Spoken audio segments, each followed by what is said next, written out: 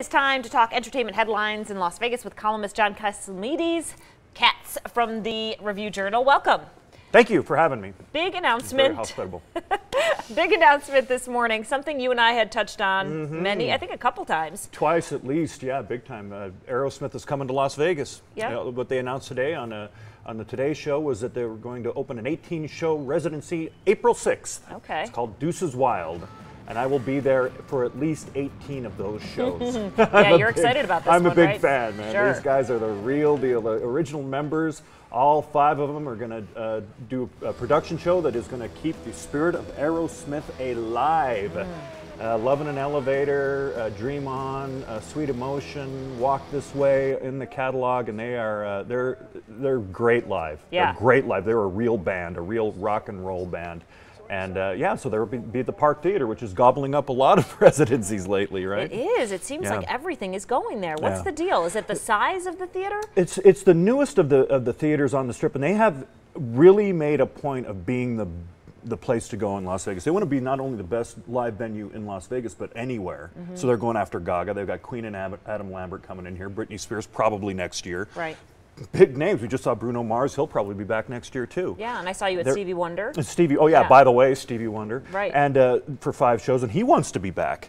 So they're paying top dollar for the best residencies, and more and more top line entertainers are going to consider residencies in Las Vegas when they see this lineup. That's what happened with Stevie Wonder. We've talked about that. I'm looking at Justin Timberlake, the Adeles of the world.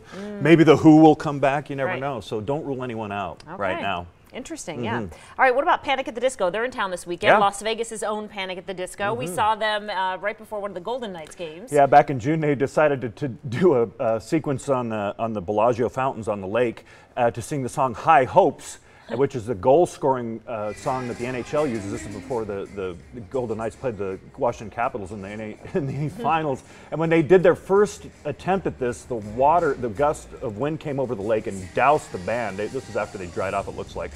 And they had to stop performing. These guys were soaked, and I talked to Brendan Urie, the singer right there. You can see having the effects of it. He said he took tours of the fountains when he was in high school on field trips, and he goes, to be out there was unbelievable. We started the song, and then this wall of water drenched us. They're going to be at T-Mobile Arena on Saturday night. This is another Vegas-born rock band, and they're great. I remember hanging out in a little room at the Palms years ago with them, and they hadn't even, and now they're playing the T-Mobile Arena. It's funny, they've been around for almost 15 years, but Brendan's only 31 years old, so they're a legit Las Vegas band. They came from here. He told me he loved to show love when he was a kid, and he went and saw Stomp, and that was life-changing, you know, so this is their home, definitely. All right, we got about a minute, so let's talk Penn Jillette. He's making headlines, obviously he has his show over at the Rio, but he was talking about when he used to be on Celebrity Apprentice. In reference to this whole Omarosa, she was on there too. Some of the recordings that are out there. It was an interesting interview. It was on Vulture, at the New York Times or the New York Magazine's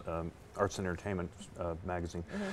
Penn Jillette was on Celebrity Apprentice 2 times, 2012, 2013. Spent a lot of time around Donald Trump, and he was asked about his experiences with Trump and if any tapes of Trump using offensive language existed. Penn Jillette said yes. He didn't specify what was said, but he was in the room with him, he said, and observed that kind of language. And these two go way back to 2012 and they're back and forth, Trump and Jillette. Penn and Teller back on stage, by the way, Saturday after